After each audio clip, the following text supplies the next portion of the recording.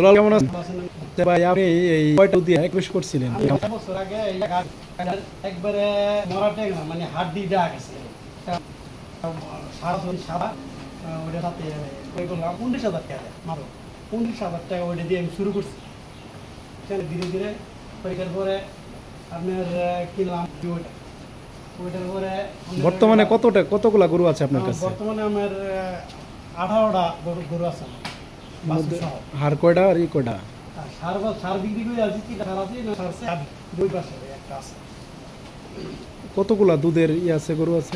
বর্তমানে আপনার দেশি গরু আপনার আছে, দেশি গরু আমি 4টা 3 লিটার 4 লিটার এরকম করে দুধ দেয়। আর ফিজিয়াম আছে আপনার 2-3 আবি একটা দোয়াই, একটা পিওর দোয়াইলে আমি একবার ধোয় একবার আমি এই 3-4 কেজি এরকম পানায় কমাইয়া দোয়াই আর কি, যাতে আপনার বাছুরটা যাতে নষ্ট না হয়। আচ্ছা, বর্তমানে আপনার মানে এই গরু দুধ বিক্রি করে পরে পালন করে আপনি কিরকম লাভবান হচ্ছেন বা প্রতি মাসে আপনার কত টাকা আয় হয়? লাভবান বলতে তেমন গরু দিয়ে গরু হয়েছে আমার 10-12 পাশে কি ফিশারি আছে না? আছে। আমি মনে করেন ওই দুধ বিক্রি কামার বেতনটা কোনো রকম আসে, এইভাবে চলতেছে। বিচারে আছে মনে করেন ওইখানে তো প্রফিট আছেই, এবার কোনো হিসাব করিনি আর কি।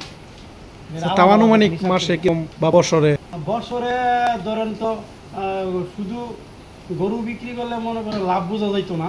এই ফিচারি এবারে যে মনে করেন লাখ 2-3 হবে আর কি, প্রায় 2-3 লক্ষ টাকা খরচ বাদে না থাকে কি আমার এটা থাকবে আর কি। এবারে যে আমি এমনি কোনো গরুর উপরে কোনো আলাদাভাবে কোনো হিসাব যোগ করি না। আচ্ছা, নতুন যদি যারা মানে খামার করবে তাদের বিষয়ে আপনার পরামর্শ আছে? যে নতুন করে যদি কেউ খামার করে তাহলে আমি মনে করবো প্রথম ওনার একটা গুলি শুরু করা উচিত, কারণ আগে তার দিকে একটু থাকতে হবে, তারা আর ঘাসামের ঘর খাওয়া লাভ। এই আলাদা খাদ্য খান না আপনি? ঘাস তারপরে খড় এগুলাই খাওয়ান? তেমন খাদ্য দিই না, ওই আসি বেশিরভাগ। আর দোয়া দিলে আর কি মাছের বুটা বাঁধা এই দিই না তেমন। ঠিক আছে ভাই, ধন্যবাদ।